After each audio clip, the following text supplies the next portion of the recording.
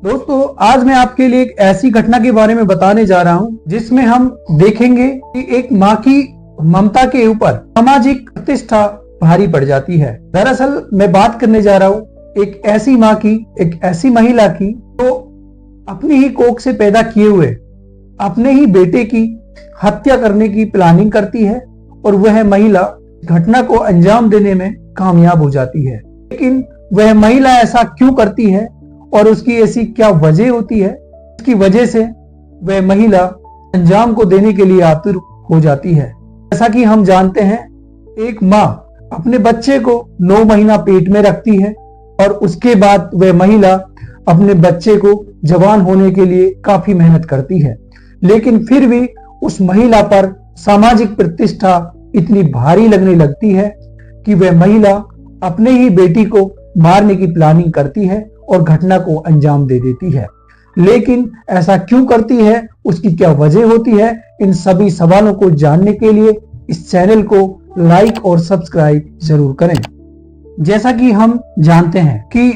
करौली के मासलपुर थाना क्षेत्र के अंतर्गत एक छोटे से गांव के पास एक लावारिस हालत में एक कार मिलती है और जब गांव के लोग उस कार के पास जाकर देखते हैं तो पता चलता है कि उसमें एक नवविवाहित युवक और युवती की लाश बरामद होती है, जिसको देखने के बाद में गांव के लोग इस मामले की सूचना नजदीकी थाने में देते हैं और जब थाने से पुलिस आकर उसकी जांच पड़ताल करती है तो पता चलता है कि एक युवक जिसको 2 गोली लगी हैं और एक महिला जो पीछे की सीट पर बैठी होती है उसको 1 गोली मारी जाती है। लेकिन क्यों होता है और इनकी कौन हत्या करता है, पुलिस के पास कोई पुख्ता प्रूफ नहीं होता है। तभी पुलिस इसको एक ब्लाइंड मर्डर मानती है और जांच पड़ताल में जुट जाती है। जांच पड़ताल को आगे बढ़ाते हुए लगभग 200 से 300 सीसीटीवी कैमरास को खंगालती है और उनको खंगालने से उनको पता चलता है कि जब ये कार आती है तो इस कार में इन 2 साथ में एक और तीसरा व्यक्ति होता है जो मौके से फरार होता है। तब आगे पता चलता है कि ये जो व्यक्ति है उसका नाम चमन खान होता है जो टीकरी का निवासी होता है। और जब ये पुलिस इससे पूछताछ करती है तो ये शुरुआत में पुलिस को मना कर देता है, लेकिन जब सख्ती से इनसे पेश आती है तो ये अपने जुर्म को कबूल लेता है और अपने आप को बेगुनाह होने का बताता है। साथ ही ये बताता है कि ये सब उन्होंने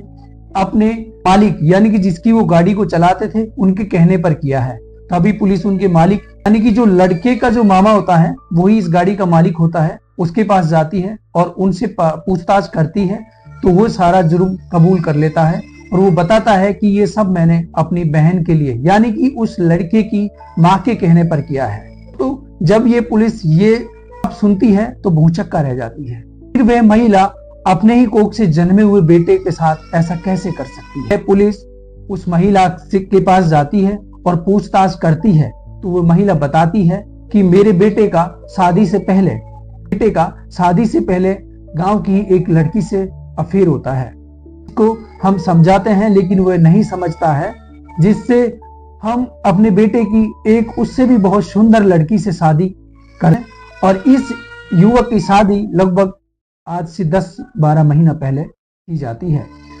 खुदकिस्मती ऐसी होती है, जिस सुंदर लड़की से इस लड़के की शादी की जाती है वह लड़की इस लड़के से भी एक आगे होती है और उस लड़की का भी एक दूसरे लड़के से अफेयर होता है। उसकी मां परेशान हो जाती है और इन दोनों को वो समझाने की कोशिश करती है, लेकिन ये दोनों समझते नहीं हैं और अपनी आदतों से बाज नहीं आते हैं, जिससे वह महिला परेशान होकर अपने भाई राम वरन यानी कि उस लड़के का मामा उससे संपर्क करती है और उससे इन दोनों को इस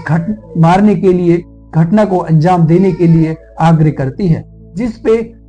उसके मामा एग्री हो जाते हैं और उसके मामा अपने यानी कि चमन खान जो उनके ड्राइवर होते हैं उसके साथ मिलकर इस मौका वारदात एरिया की रेकी करते हैं और प्लान के जिस दिन छोटी दिवाली होती है उस दिन इस घटना को अंजाम दे देते हैं। तो दोस्तों, इस घटना के बाद में पूरे गांव में ये खबर सनसनी तरीके से फैल जाती है और हर कोई भौचक्का रह जाता है। हर कोई सोचने के लिए मजबूर हो जाता है और हर कोई कहता है कि क्या कोई माँ अपनी कोख से पैदा किए हुए अपने ही बेटे के प्रति इतनी नफरत कैसे कर सकती है। और जब उस महिला से इस बारे में पूछा जाता है तो वह महिला बताती है कि मेरे गांव में सामाजिक प्रतिष्ठा दांव पर लगी हुई थी, जिसकी वजह से मैंने इस जुर्म को अंजाम दिया है।